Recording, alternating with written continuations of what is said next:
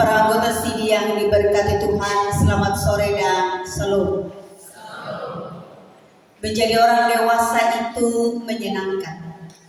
Sebab dalam kedewasaan kita menyadari bahwa ada hak untuk mengambil keputusan terhadap jalan hidup kita. Menjadi dewasa menyenangkan karena hak itu tidak dimiliki oleh mereka yang belum dewasa. Misalnya anak-anak kecil atau anak-anak remaja. Mereka mau buat apa, mau mengambil keputusan tentang apa, mau jalan kemana, mesti izin orang dewasa. Tapi kita orang dewasa tidak butuh izin dan validasi sama-sama.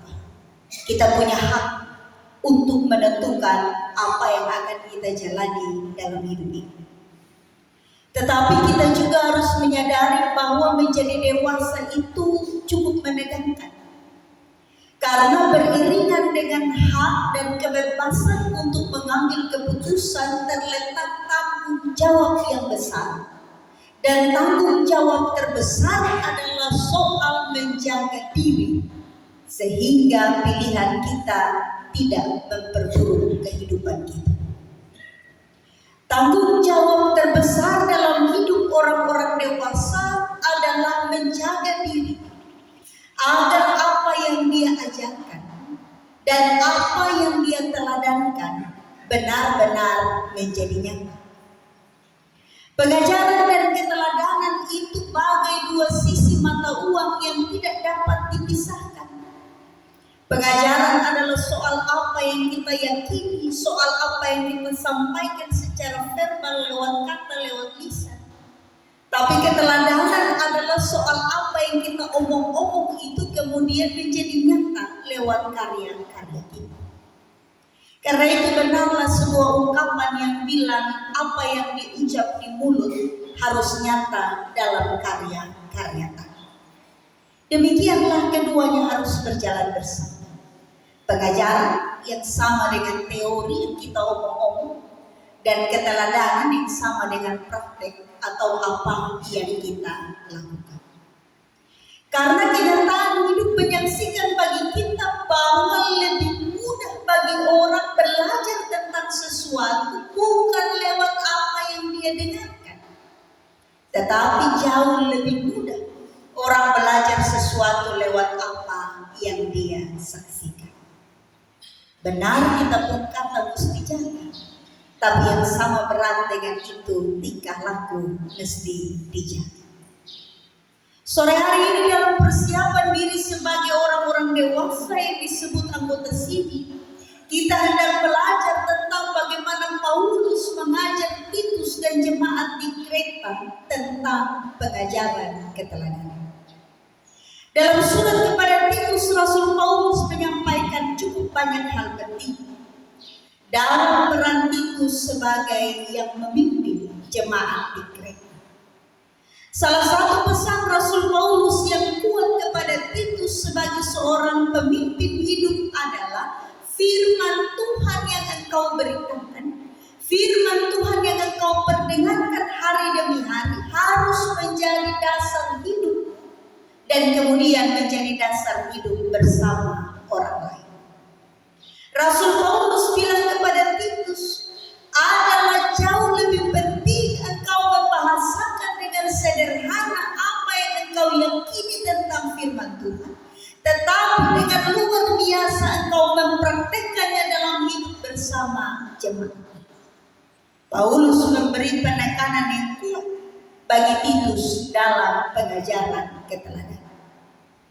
Maka dalam rangka itu Paulus mengajar 3 nilai. Yang pertama, Titus diminta untuk menjadi teladan dalam kebaikan. Titus sebagai seorang pengajar, dia punya tugas mendidik. Dan bagi Paulus tugas seorang pengajar bukan pertama-tama mendidik orang lain, tetapi tugas dan hakikat seorang pengajar adalah sebelum pergi mengajar orang lain, lebih dahulu mengajar diri sendiri. Ajaran tentang apa? Paulus bilang ajaran kebaikan itu adalah ajaran-ajaran menyangkut kebajikan hidup dan kemurahan hati. Sebagaimana Titus harapkan jemaat lewat pengajaran. Bagi Paulus lebih dahulu Titus menjaga dan mengajar dirinya. Jadi dia bicara tentang kemurnian, ketaatan hidup, tentang kesederhanaan.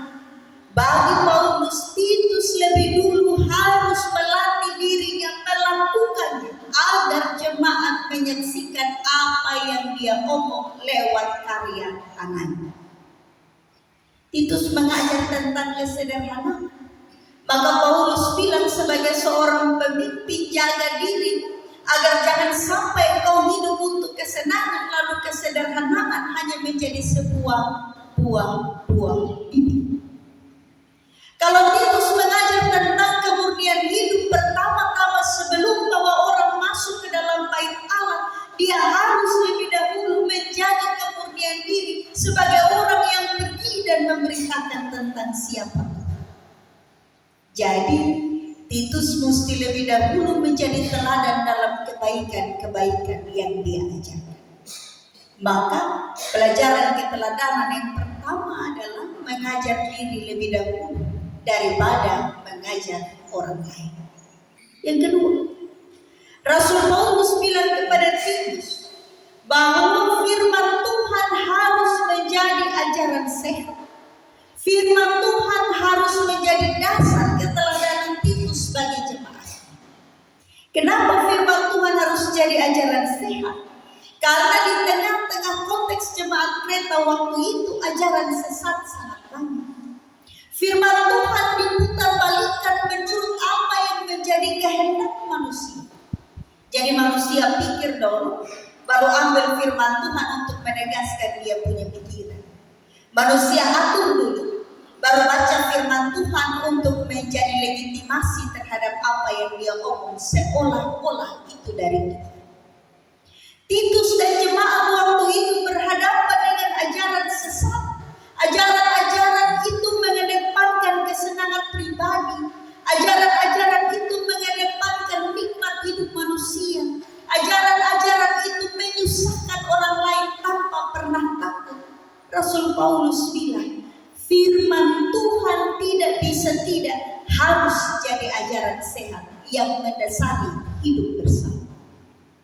Bagi Rasul Paulus adalah kesia-siaan orang membaca, orang merenungkan, orang mendalami pelajaran-pelajaran tentang firman Tuhan. Tetapi firman kemudian hanya menjadi sesuatu yang mewarnai dirinya satu-satu waktu. Bagi Paulus dalam pesan kepada Titus dan jemaat di Kreta, firman itu harus mendasari keutuhan hidup. Firman tidak bisa menjadi jawaban hanya kalau kau butuh. Firman tidak bisa menjadi jawaban hanya ketika kau ingin. Firman tidak bisa menjadi pelurus jalan kalau itu adalah kehendakmu. Dan firman tidak membenarkan perbuatan dan ajaran yang sesat. Maka firman apa adanya dipahami, apa adanya direnungkan, apa adanya dilakukan. Firman Tuhan harus menjadi dasar dari hidup Titus, dasar dari hidup jemaat. Karena di dalam firman Tuhan orang belajar nilai, belajar moral, belajar etika, belajar kesalehan, belajar kebajikan. Apa yang tidak ada dalam firman Tuhan? Semua yang mampu maupun yang tidak mampu dipikirkan manusia ada di sana. Maka Paulus bilang, belajar dari firman, lalu hidup berdasar pada firman. Orang yang mendasari hidup dalam firman bagi Rasul Paulus, dia akan menjadi manusia yang peduli dengan orang lain. Dia akan menjadi manusia yang bisa berempati dengan kesusahan orang lain. Dan dia akan dengan segera menahan diri, menahan nafsu, menahan dia punya keinginan diri. Kalau itu menyusahkan kehidupan bersama. Itu kalau firman menjadi dasar dan bukan hiasan sewaktu-waktu. Yang ketiga, Paulus bilang kepada Titus, teladan itu berpaut erat dengan kemampuan menguasai diri. Orang yang dia punya karya hidup menjadi teladan adalah dia yang lebih dahulu mampu menguasai diri. Dan mereka yang mampu menguasai diri akan menjadi pijakan maupun teladan umat. Luar biasanya Rasul Paulus omong tentang 3 kategori manusia, dan 3 itu orang dewasa. Paulus beri nasihat kepada para bapak. Dia bilang, bapak-bapak, dalam metafora mengingat konsep Tuhan disapa sebagai bapak, bapak itu harus menjadi pelindung pertama-tama. Bapak tidak bisa menjadi yang tak melindungi.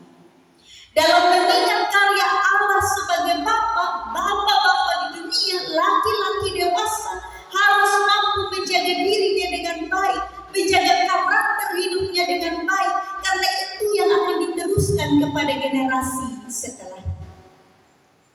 Para laki-laki dewasa, para bapak-bapak harus jadi model, karena anak-anak menyaksikan apa yang bapak-bapak lakukan. Karena itu jaga hidup dengan hati-hati, jaga hidup dengan baik-baik, dan berilah perilaku terpuji sebagai teladan dalam hidup. Para perempuan dewasa, para ibu, Rasul Paulus bilang kepada jemaat, mereka dituntut setia beribadah, mereka dituntut cakap dalam mengajar hal-hal baik, menghindari diri dari berkata dusta, menghindari perilaku memfitnah orang lain, menghindari diri dari hamba kesenangan-kesenangan. Para perempuan dewasa, para ibu harus jadi teladan dalam kasih dan dalam tanggung jawab. Orang-orang muda, Rasul Paulus bilang, mereka cenderung hidup menurut kesenangan hati. Sekarang Paulus bilang, jaga jati diri sebagai orang yang mampu menjaga hidup melalui kebaikan-kebaikan dan ajaran sehat. Jadi orang-orang muda diminta untuk tidak meniru segala yang sesat, karena godaan yang sesat banyak dan gampang ditemukan. Orang-orang muda menurut nas pembimbing tadi diminta menguasai diri, jujur, sehat, tidak bercela, supaya jangan mempermalukan Tuhan. Maka kita semua diberi nasihat dalam pengembalaan sore hari ini. Dan secara keseluruhan sebagai para anggota sini, orang-orang dewasa, kita diingatkan di hidup dewasa ini, dalam tantangan kedewasaan yang sangat banyak, dalam beragam model kesesatan yang datang dan menghampiri, jaga diri baik-baik, supaya kita mampu menjaga hidup dan memberi teladan lewat karya masing-masing. Para anggota sini yang diberkati Tuhan, maka kita menyadari sekarang bahwa hidup sesungguhnya adalah proses belajar yang tidak pernah berhenti. Hidup adalah proses belajar yang akan terus dijalani. Kita bisa belajar dari pengalaman-pengalaman hidup. Kita bisa belajar dari banyak bangku-bangku pendidikan formal. Tapi hari ini Rasul Paulus dan Titus ingatkan, firman Tuhan mesti menjadi dasar ajaran yang tidak dikompromikan. Firman Tuhan mesti menjadi dasar ajaran yang mendorong keteladanan hidup orang-orang dewasa. Karena dari cara kita hidup hanya ada 2 jalan, antara Tuhan dipermuliakan atau Tuhan dipermalukan. Rasul Paulus bilang kepada jemaat di Kreta, jaga hidupmu agar jangan engkau dipermalukan dan Tuhan dipermalukan. Demikianlah tanggung jawab hidup orang dewasa yang menegangkan tadi. Kita bebas atur hidup, kita bebas mengelola waktu, kita bebas menentukan pilihan perkataan, perbuatan apa saja menurut kehendak hati kita. Tapi ingat, tanggung jawab terbesar kita menjaga agar teladan dan juga karya kita mempermuliakan nama Tuhan. Hari ini di dalam persiapan diri, kita diingatkan dengan tanggung jawab sebagai para anggota sini. Kita diberi hak untuk menikmati perjamuan dalam perjamuan Kristus yang kudus. Bukan karena kita kudus dan mulia, tapi karena kasih Kristus kudus dan mulia. Maka respon paling tepat terhadap kasih Kristus yang demikian adalah hidup sebagai orang dewasa yang mampu menjaga pengajaran dan terutama mampu menjaga keteladanan hidup. Mari berjuang agar kehidupan kita sebagai orang-orang dewasa tidak mempermalukan diri dan Tuhan, tetapi mempermuliakan namanya. Selamat mempersiapkan diri. Kristus memberkati kita semua. Amin.